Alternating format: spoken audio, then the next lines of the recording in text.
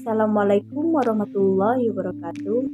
Perkenalkan, nama saya Hopsa dengan NIM A1E1224044, ruang 03, dosen pengampu Bapak Ruli Andi Yaksa, SPD MPD. Tujuan saya membuat video ini untuk memenuhi UTS mata kuliah psikologi abnormal. Baiklah, di sini saya akan menjelaskan tentang sejarah perkembangan psikologi abnormal. Nah, sejarah psikologi abnormal ini terdiri dari 9 tahap, yaitu demonologi, model medis, masa pertengahan, ilmu sihir, rumah sakit jiwa, gerakan reformasi, satu langkah mundur, gerakan komoditas kesehatan mental, dan prinsip kontemporer. Psikologi abnormal ini adalah suatu ilmu yang mempelajari tentang pola perilaku abnormal dengan cara menolong orang-orang yang abnormal. Adapun ruang lingkup dari psikologi abnormal terbagi 4, yaitu kajian terapi, kajian medis, kajian sosial, dan kajian pendidikan. Tujuan dan manfaat dari mempelajari psikologi abnormal adalah untuk mengetahui apa yang dimaksud dengan abnormal, bagaimana jenis-jenisnya, gejala-gejalanya, dan penanganannya. Nah, kita sebagai konselor dan juga sebagai guru akan menerapkan pembelajaran tentang psikologi abnormal ini. Selanjutnya yaitu kondisi normal dan kondisi tidak normal. Nah, kondisi normal ini adalah keadaan sehat dalam fungsi keseluruhan. Sedangkan abnormal adalah menyimpang dari yang normal atau tidak biasa terjadi. Jenis-jenis kondisi normal dan abnormal itu seperti gangguan kecemasan dan gangguan fisik.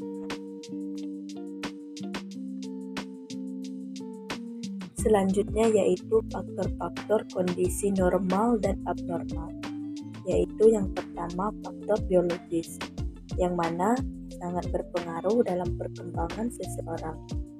Seseorang anak sejak terbentuk menjadi manusia sudah memperoleh apa-apa untuk menjadi sesuatu. Yang kedua, faktor lingkungan. Faktor lingkungan ini menentukan tingkah laku seseorang. Sebagai contohnya yaitu perkembangan dan kemampuan verbal pada anak merupakan hasil proses mempelajari sesuatu yang diperoleh dari luar dan ditemukan bahwa anak-anak yang hidup terpencil di tengah hutan yang memperoleh rangsangan yang sesuai tidak dapat diperlihatkan tingkah laku yang wajar sesuai dengan hakikatnya sebagai manusia.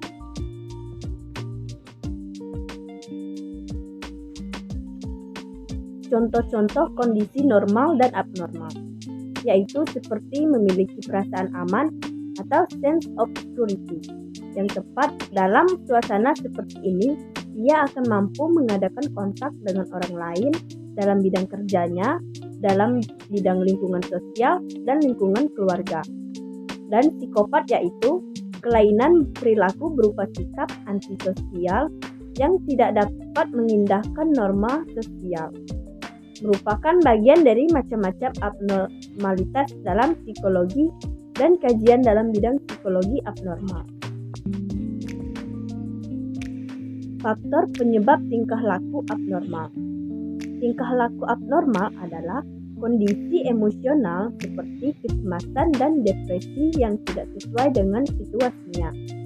Faktor-faktor yang dapat mempengaruhi tingkah laku abnormal yaitu yang pertama, abnormalitas yang bersifat psikiatrik yang kemudian disebabkan oleh faktor genetik,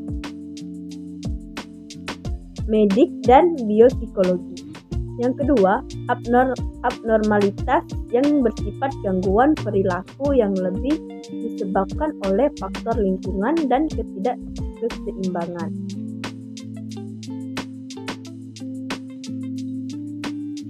Selanjutnya itu tentang stres dan gangguan fisik.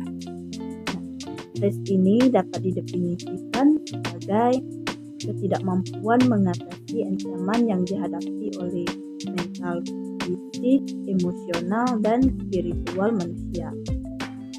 Yang pada suatu saat dapat mempengaruhi keadaan fisik manusia tersebut.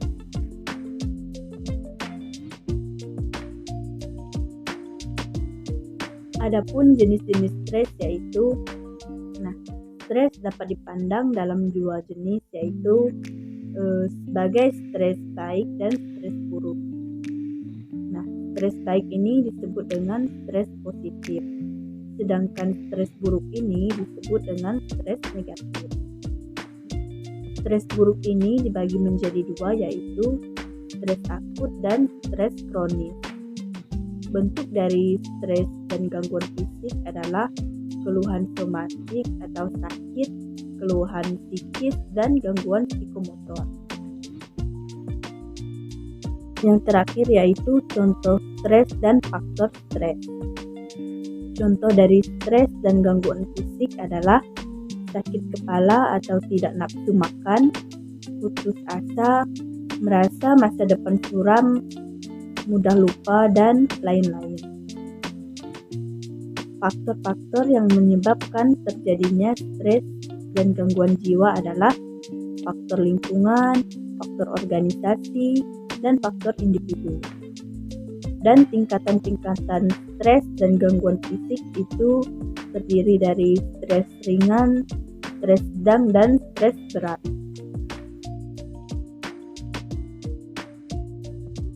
Penanganan terbaik menurut saya yaitu cara menangani stres. Cara menangani stres yang pertama yaitu bicarakan keluhan dengan seseorang yang dapat dipercaya. Yang kedua, melakukan kegiatan yang sesuai dengan minat dan kemampuan. Yang ketiga, kembangkan hobi yang bermanfaat. Yang keempat, meningkatkan ibadah dan mendekatkan diri kepada Tuhan. Yang kelima, berpikir positif. Yang keenam, tenangkan pikiran dan relaksasi. Baiklah teman-teman, terima kasih sudah menonton video saya. Semoga video ini bermanfaat untuk kita semua. Dan saya akhiri, wassalamualaikum warahmatullahi wabarakatuh.